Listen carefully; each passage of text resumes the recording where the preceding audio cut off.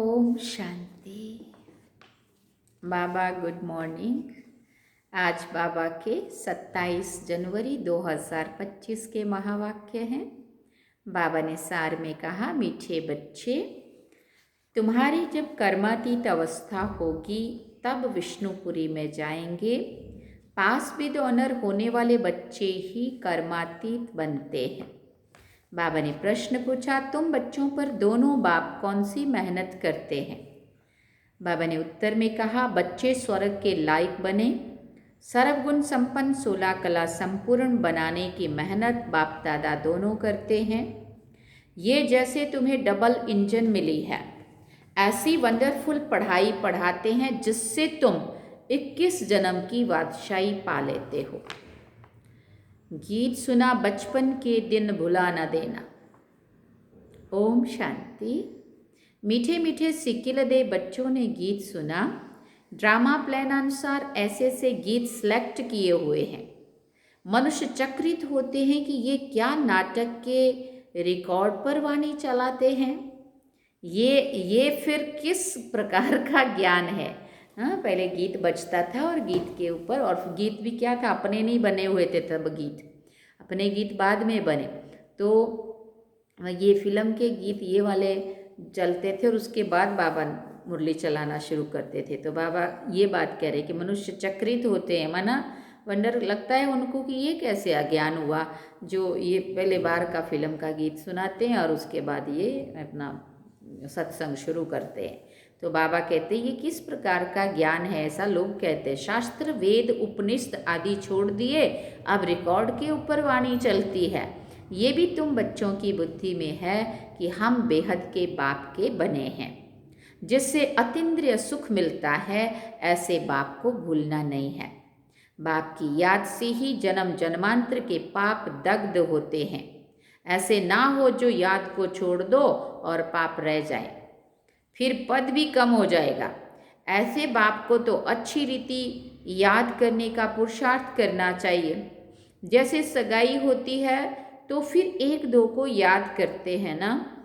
तुम्हारी भी सगाई हुई है, फिर जब तुम कर्मातीत अवस्था को पाते हो तब विष्णुपुरी में जाएंगे। अभी शिव बाबा भी है, प्रजापिता ब्रह्मा बाबा भी है। 2 इंजन मिली है, एक निराकारी और दूसरी साकारी। दोनों ही मेहनत करते हैं कि बच्चे स्वर्ग के लायक बन जाएं। सर्वगुण संपन्न 16 कला संपूर्ण बनना है, यहाँ इम्तहान पास करना है। ये बातें कोई शास्त्रों में नहीं है। ये पढ़ाई बड़ी वंडरफुल है भविष्य 21 जन्मों के लिए, और पढ़ाई होती है मृत्यु लोक के लिए। ये पढ़ाई है अमर लोक के लिए। उसके लिए पढ़ना तो यहाँ है ना। जब तक आत्मा पवित्र ना बने तब तक सतयुग में जा ना सके, इसलिए बाप संगम पर ही आते हैं। इसको ही पुरुषोत्तम कल्याणकारी युग कहा जाता है। जबकि तुम कौड़ी से हीरे जैसा बनते हो, इसलिए श्रीमत पर चलते रहो। श्री श्री शिव बाबा को ही कहा जाता है। माला का अर्थ भी बच्चों को समझाया है।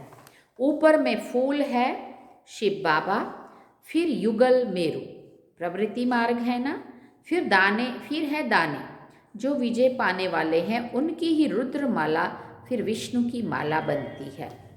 इस माला का अर्थ कोई भी नहीं जानते हैं। बाप बैठ समझाते हैं, तुम बच्चों को कौड़ी से हीरे जैसा बनना है। 63 जन्म तुम बाप को याद करते आए हो ना। अब तुम आशिक हो एक माशूक के। सब भक्त हैं भगवान के। पतियों का पति बापों का बाप तो एक ही है। तुम बच्चों को राजाओं का राजा बनाते हैं, खुद नहीं बनते हैं। बाप बार बार समझाते हैं, बाप की याद से ही तुम्हारे जन्म जन्मांतर के पाप भस्म होंगे। साधु संत तो कह देते हैं आत्मा निर्लेप है। बाप समझाते हैं संस्कार अच्छे व बुरे आत्मा ही ले जाती है। वो कह देते हैं बस जिधर देखता हूँ सब भगवान ही भगवान है, भगवान की ये सब लीला है। बिल्कुल ही वाम मार्ग में गंदे बन जाते हैं। ऐसे ऐसे की मत पर भी लाखों मनुष्य चल रहे हैं। ये भी ड्रामा में नोंद है। हमेशा बुद्धि में 3 धाम याद रखो। शांति धाम जहाँ आत्माएं रहती हैं, सुख धाम जहाँ के लिए तुम पुरुषार्थ कर रहे हो, और दुख धाम शुरू होता है आधा कल्प के बाद, जो अभी तक चल रहा है ना। तो 3 धाम याद रखने बाबा कह रहे। भगवान को कहा जाता है हेवनली गॉड फादर। वो कोई हेल स्थापन नहीं करते हैं। बाप कहते मैं तो सुख धाम ही स्थापन करता हूँ, बाकी ये हार और जीत का खेल है। तुम बच्चे श्रीमत पर चलकर अभी माया रूपी रावण पर जीत पाते हो। फिर आधा कल्प के बाद रावण राज्य शुरू होता है। तुम बच्चे अभी युद्ध के मैदान पर हो। ये बुद्धि में धारण करना है, फिर दूसरों को भी समझाना है। अंधों की लाठी बन घर का रास्ता बताना है, क्योंकि सब उस घर को भूल गए हैं। कहते भी हैं कि ये एक नाटक है, परंतु इसकी आयु लाखों हजारों वर्ष कह देते हैं। बाप समझाते हैं रावण ने तुमको कितना अंधा बना दिया है। नए नहीन को राह दिखाओ प्रभु, फिर ऐसे गीत गाते। अभी बाप सब बातें समझा रहे हैं। बाप को ही नॉलेजफुल कहा जाता है। इसका अर्थ ये नहीं है कि हर एक के अंदर को जानने वाले हैं। वो तो रिद्धि सिद्धि वाले सीखते हैं जो तुम्हारे अंदर की बातें सुना देते हैं। नॉलेजफुल का अर्थ ये नहीं है। ये तो बाप की ही महिमा है। वो ज्ञान का सागर, आनंद का सागर है। मनुष्य तो कह देते हैं वो अंतर्यामी है, बोला सब कुछ जानता है। अभी तुम समझते हो कि वो तो टीचर है, हमको पढ़ाते हैं। वो रूहानी बाप भी है, रूहानी सतगुरु भी है। वो जिस्मानी टीचर गुरु होते हैं, सो भी अलग अलग होते हैं। तीनों एक हो ना सके। वही बाप भी है, टीचर भी है, गुरु भी है, ऐसा नहीं होता। करके कोई बाप टीचर भी होता है, गुरु तो हो ना सके। वो तो फिर भी मनुष्य है। यहाँ तो वो सुप्रीम रूह परम पिता परमात्मा बैठ पढ़ाते हैं। आत्मा को परमात्मा नहीं कहा जाता। ये भी कोई समझते नहीं है। कहते हैं परमात्मा ने अर्जुन को साक्षात्कार कराया तो उसने कहा बस करो। वो बताते ना हजारों सूर्यों से तेजो में ऐसा तेज दिखाया, तो बोला कृष्ण अर्जुन सहन नहीं कर सका। और बोला बस करो प्रभु।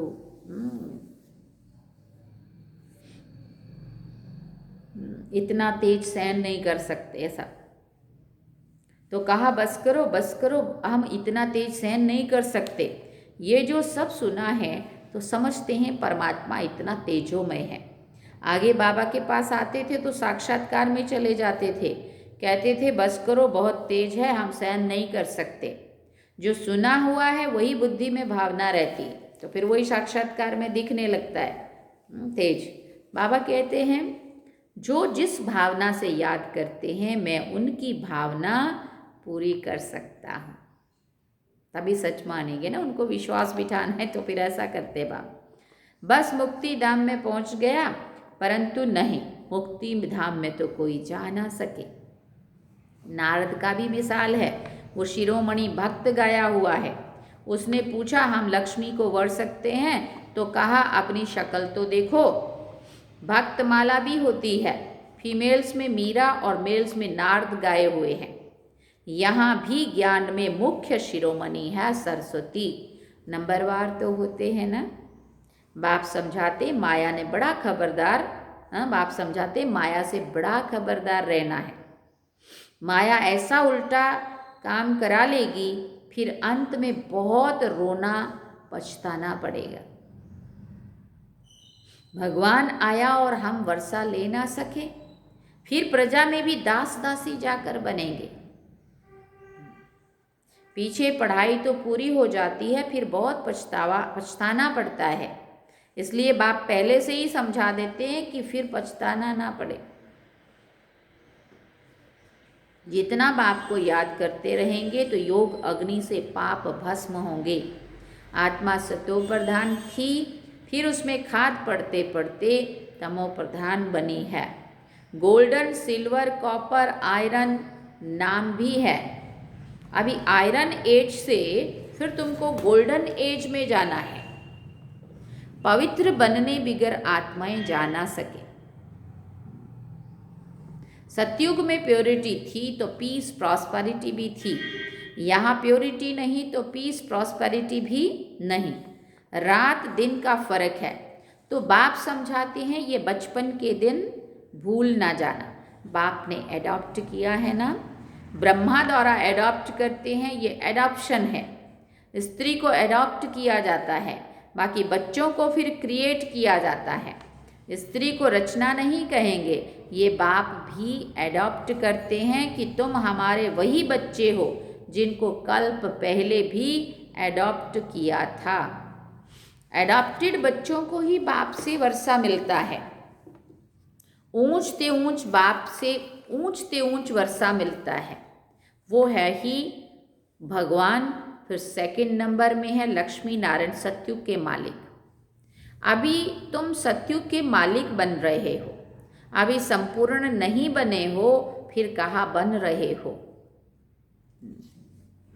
पावन बनकर पावन बनाना, यही रूहानी सच्ची सेवा है। अभी तुम रूहानी सेवा करते हो, इसलिए तुम बहुत ऊंचे हो। शिव बाबा पतितों को पावन बनाते हैं, तुम भी पावन बनाते हो। रावण ने कितना तुच्छ बुद्धि बना दिया है। अभी बाप फिर लायक बनाए विश्व का मालिक बनाते हैं। ऐसे बाप को तो फिर पत्थर ठीकर में कैसे कह सकते हैं। बाप कहते हैं ये खेल बना हुआ है, कल्प बाद फिर ऐसे होगा। अब ड्रामा प्लान अनुसार मैं आया हूँ तुमको समझाने, इसमें ज़रा भी फर्क नहीं पड़ सकता। बाप एक सेकंड की देरी नहीं कर सकते। जैसा बाबा का रीइंकारनेशन होता है ना, वैसे तुम बच्चों का भी रीइंकारनेशन होता है। तुम अवतरित हो, अवतार अवतरण होता है। आत्मा यहाँ आकर फिर साकार में पार्ट बजाती है, इसको कहा जाता है अवतरण। जन्म नहीं होता, माना गर्भ से जन्म नहीं लेते, लेकिन इनके तन में प्रवेश करते तो उसको अवतरण कहा। आते हैं, जन्म लेते हैं नहीं बोला, अवतरण, हाँ अवतरित होते हैं। ऊपर से नीचे आया पार्ट बजाने। बाप का भी दिव्य अलौकिक जन्म है। बाप खुद कहते हैं मुझे प्रकृति का आधार लेना पड़ता है। मैं इस तन में प्रवेश करता हूँ, मेरा ये मुकर्रर तन है। ये भी बहुत वंडरफुल खेल है। इस नाटक में हर एक का पार्ट नूंदा हुआ है जो बजाते ही रहते हैं। 21 जन्मों का पार्ट फिर ऐसे ही बजाएंगे। तुमको क्लियर नॉलेज मिली है, सो भी नंबरवार पुरुषार्थ अनुसार। महारथियों की बाबा महिमा तो करते हैं ना। ये जो दिखाते हैं ना पांडव और कौरवों की युद्ध हुई, ये सब है बनावटी बातें। अभी तुम समझते हो वो है जिस्मानी डबल हिंसक, तुम हो रूहानी डबल अहिंसक। बादशाही लेने के लिए देखो तुम बैठे कैसे हो। जानते हो बाप की याद से विक्रम विनाश होंगे, यही फुरना लगा हुआ है। मेहनत सारी याद करने में ही है, इसलिए भारत का प्राचीन योग गाया हुआ है। वो बाहर वाले भी ये भारत का प्राचीन योग सीखना चाहते हैं। समझते हैं सन्यासी लोग हमको ये योग सिखाएंगे, वास्तव में वो सिखलाते कुछ भी नहीं है। उन्हों का सन्यास है ही हठ योग का। देख रहे हो ना अभी प्रयागराज में हठ योगी सन्यासी क्या क्या कर रहे हैं। कितनी हुल्लड़बाजी मचा के, खोपड़ियों की माला पहन के, राख उड़ा उड़ा के बुरा हाल। कोई मुंह से आग निकाल रहे, कोई क्या तपस्या करता हुआ एक नहीं दिखाया। बाबा ने कहा तुम हो प्रवृत्ति मार्ग वाले, तुम्हारी शुरू में ही किंगडम थी, अभी है अंत। अभी तो पंचायती राज्य है, दुनिया में अंधकार तो बहुत है। तुम जानते हो अभी तो खूने नाहक खेल होना है। ये भी एक खेल दिखाते हैं, ये तो बेहद की बात है। कितने खून होंगे, नेचुरल कैलामिटीज़ होंगी, सबका मौत होगा। इनको खूने नाहक कहा जाता है। इसमें देखने की बड़ी हिम्मत चाहिए। डरपोक तो झट बेहोश हो जाएंगे, इसमें निडरपना बहुत चाहिए। तुम तो शिव शक्तियाँ हो ना, शिव बाबा है सर्वशक्तिमान, हम उनसे शक्ति लेते हैं। पतित से पावन बनने की युक्ति बाप ही बतलाते हैं। बाप बिल्कुल सिंपल राय देते हैं, बच्चे तुम सतो प्रधान थे, अब तमो प्रधान बने हो। अब बाप कहते हैं मुझे याद करो तो तुम पतित से पावन सतो प्रधान बन जाएंगे। आत्मा को बाप के साथ योग लगाना है तो पाप भस्म हो जाएं। अथॉरिटी भी बाप ही है। चित्रों में दिखाते विष्णु की नाभि से ब्रह्मा निकला, उन द्वारा बैठकर वेदों शास्त्रों का राज समझाया। अभी तुम जानते हो ब्रह्मा सो विष्णु और विष्णु सो ब्रह्मा कैसे बनते हैं, है ना। ब्रह्मा की नाभि से विष्णु निकलता हुआ दिखा, विष्णु की नाभि कमल से ब्रह्मा निकला, तो ऐसे थोड़ी कोई नाभि से निकलता होगा। परंतु जो पहले जन्म में जो विष्णु है वही जन्म मरण के चक्कर में आते आते अंतिम जन्म ब्रह्मा का, ब्रह्मा के तन में फिर शिव बाबा ने आके ब्रह्मा सो विष्णु बनाया। उनको याद दिलाई, स्मृति दिलाई कि तुम तो विष्णु के समान, तुम तो विष्णु थे। हाँ, ये जो ये आत्मा है यही श्री कृष्ण की आत्मा है, सो विष्णु की आत्मा है। तो बाबा ने फिर से वो पुरुषार्थ किया, तो विष्णु की ब्रह्मा की नाभि से फिर विष्णु निकला, मतलब वही फिर जाके वो बनते। ये बात शास्त्रों में लिखी हुई है, लेकिन अपने को समझ नहीं थी, तो बाबा ने यहाँ समझाया ब्रह्मा सो विष्णु, विष्णु सो ब्रह्मा कैसे बनते। ब्रह्मा द्वारा स्थापना करते, फिर जो स्थापना हुई उसकी पालना भी ज़रूर करेंगे ना। ये सब अच्छी रीति समझाया जाता है। जो समझते हैं उनको ये ख्याल रहेगा कि ये रूहानी नॉलेज कैसे सबको मिलनी चाहिए। हमारे पास धन है तो क्यों नहीं सेंटर खोलें। बाप कहते हैं कि अच्छे किराए पर ही मकान, अच्छा किराए पर ही मकान ले लो, उसमें हॉस्पिटल कम यूनिवर्सिटी खोलो। योग से है मुक्ति, ज्ञान से है जीवन मुक्ति। 2 वर्षे मिलते हैं, इसमें सिर्फ 3 पैर पृथ्वी के चाहिए और कुछ नहीं। गॉड फादरली यूनिवर्सिटी खोलो। विश्वविद्यालय व यूनिवर्सिटी बात तो एक ही हुई ना। ये मनुष्य से देवता बनने की कितनी बड़ी यूनिवर्सिटी है। पूछेंगे आपका खर्चा कैसे चलता है। अरे बीके के पास तो, अरे बीके के बाप को इतने ढेर बच्चे हैं, तुम पूछने आए हो। बोर्ड पर देखो क्या लिखा हुआ है। कोई पूछते हैं ना, बहुत सारे लोग पूछते हैं कि तुम्हारे यहाँ का खर्चा कैसे चलता है। तो बाबा ने क्या जवाब दिया, अरे बीके के बाप को इतने ढेर बच्चे हैं तो तुम पूछने आए हो कि खर्चा कैसे चलता है।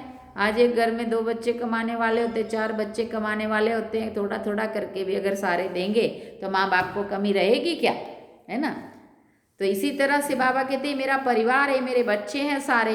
बड़े दादी कहते थे, कोई पूछते थे खर्चा कैसे चलता है, तो दादी कहते थे मेरे 8 लाख भाई बहनें हैं, मेरे बाप के बच्चे, जो 1-1 रुपया भी रोज का करे तो एक दिन का 8 लाख रुपया होता है ना। तो कैसे खर्चा चलता है, ऐसे सब मिल करके करते हैं। ऐसा सब कहने का मतलब ये था। तो बड़ी वंडरफुल बातें हैं ना। देखो बाहर बोर्ड पे क्या लिखा हुआ, ऐसा उनको कहो। बाप भी वंडरफुल है ना, विश्व के मालिक तुम कैसे बनते हो। शिव बाबा को कहेंगे श्री श्री, क्योंकि ऊंचते ऊंच है ना। लक्ष्मी नारायण को कहेंगे श्री लक्ष्मी श्री नारायण। ये सब अच्छी रीति धारण करने की बातें हैं। बाप कहते हैं मैं तुमको राजयोग सिखाता हूँ। ये है सच्ची सच्ची अमर कथा। सिर्फ एक पार्वती को थोड़ी अमर कथा सुनाई होगी। कितने ढेर मनुष्य अमरनाथ जाते हैं। तुम बच्चे बाप के पास आए हो रिफ्रेश होने, फिर सबको समझाना है, जाकर रिफ्रेश करना है, सेंटर खोलना है। बाप कहते हैं सिर्फ 3 पैर पृथ्वी का लेकर हॉस्पिटल कम यूनिवर्सिटी खोलते जाओ तो बहुतों का कल्याण होगा। इसमें खर्चा तो कुछ भी नहीं है। हेल्थ, वेल्थ और हैप्पीनेस 1 सेकंड में मिल जाती है। बच्चा जन्मा और वारिस हुआ, तुमको भी निश्चय हुआ और विश्व के मालिक बने। फिर है पुरुषार्थ पर मतदार, फिर जैसा पुरुषार्थ जो करे वैसा। अच्छा मीठे मीठे सिकिल दे बच्चों प्रति माता पिता बाप दादा का याद प्यार और गुड मॉर्निंग। रूहानी बाप की रूहानी बच्चों को नमस्ते। हम रूहानी बच्चों की रूहानी माता पिता बाप दादा को दिल व जान सिकवा प्रेम से याद प्यार गुड मॉर्निंग नमस्ते। थैंक यू बाबा, शुक्रिया बाबा। अब धारणा के लिए मुख्य सार है। पहला पॉइंट, अंतिम खूने नाहक सीन देखने के लिए बहुत बहुत निर्भय शिव शक्ति बनना है। सर्वशक्तिमान बाप की याद से शक्ति लेनी है। दूसरी बात, पावन बनकर पावन बनाने की रूहानी सच्ची सेवा करनी है। डबल अहिंसक बनना है। अंधों की लाठी बन सबको घर का रास्ता बताना है। वरदान में बाबा ने कहा, मैं और मेरेपन को समाप्त कर समानता व संपूर्णता का अनुभव करने वाले सच्चे त्यागी भव। बाबा ने कहा सार में विस्तार में इसका विस्तार है। हर सेकंड हर संकल्प में बाबा बाबा याद रहे, मैंपन समाप्त हो जाए। जब मैं नहीं तो मेरा भी नहीं।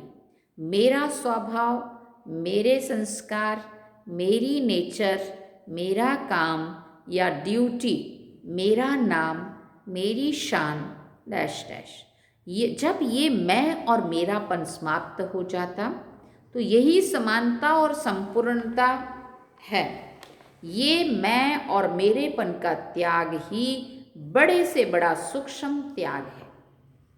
मैंपन, इस मैंपन के अश्व को अश्वमेघ यज्ञ में स्वाहा करो, तब अंतिम आहुति पड़ेगी नाम और विजय के नगाड़े बजेंगे।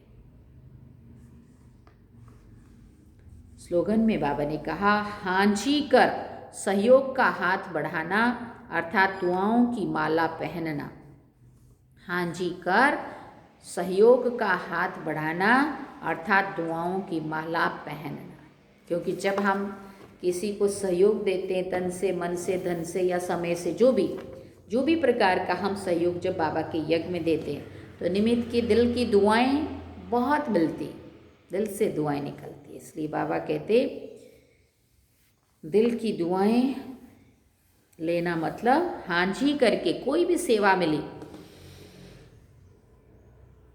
जब हम हांजी कहते हैं, हांजी कर सहयोग का हाथ बढ़ाना, सहयोग देते अर्थात दुआओं की माला पहनना। अच्छा, ओम शांति। आज का अव्यक्त इशारा है, अपनी मनसा, अपनी शक्तिशाली मनसा द्वारा स्काश देने की सेवा करो। उसके लिए बाबा ने कहा, मनसा द्वारा स्काश तब दे सकेंगे जब निरंतर एक रस स्थिति में स्थित होने का अभ्यास होगा। इसके लिए पहले व्यर्थ संकल्पों को शुद्ध संकल्पों में परिवर्तन करो, फिर माया द्वारा आने वाले अनेक प्रकार के विघ्नों को ईश्वरीय लगन के आधार से समाप्त करो। एक बाप दूसरा ना कोई, इस पाठ द्वारा एकाग्रता की शक्ति को बढ़ाओ। क्या करना है? मेरा तो एक बाबा दूसरा ना कोई, एक बाप दूसरा ना कोई, इस पाठ को पक्का करना है और इसके द्वारा अपनी एकाग्रता की शक्ति को बढ़ाना है। सार में बाबा ने कहा, मीठे बच्चे, तुम्हारी जब कर्मातीत अवस्था होगी तब विष्णुपुरी में जा सकेंगे। पास भी तो अनर होने वाले बच्चे ही कर्मातीत बनते हैं। ओम शांति। अब हम चलते हैं बाबा की याद में। अच्छा, अभी तो ये स्वामान भी है। कल था मैं एक रस एक की लगन में मगन हूँ। अब आज हम सुनते हैं, मैं अंतर्मुखी एकांतवासी हूँ। क्या स्वामान है आज का? मैं अंतर्मुखी एकांतवासी आत्मा हूँ। आत्मा तो हो ही, लेकिन कौन सी आत्मा? एकांतवासी, अंतर्मुखी एकांतवासी आत्मा। इसके लिए योग अभ्यास क्या करना है? मैं आत्मा अंतर्मुखता की गुफा में बैठा हुआ एक तपस्वी हूँ। क्या करना है? मैं आत्मा अंतर्मुक्ता की गुफा में बैठा हुआ एक तपस्वी हूँ, एकांतवासी बन एक की लगन में मगन हूँ। सर्व आकर्षणों से परे एकांत स्थिति का अनुभव करते हुए विश्व को स्काश दे रहा हूँ। धारणा क्या करनी है? मन मना भाव में रहने की प्रैक्टिस करनी है। मन मना भाव माना मन जितना हो सके बार बार अटेंशन बाबा की तरफ जाए। चलिए बाबा की याद।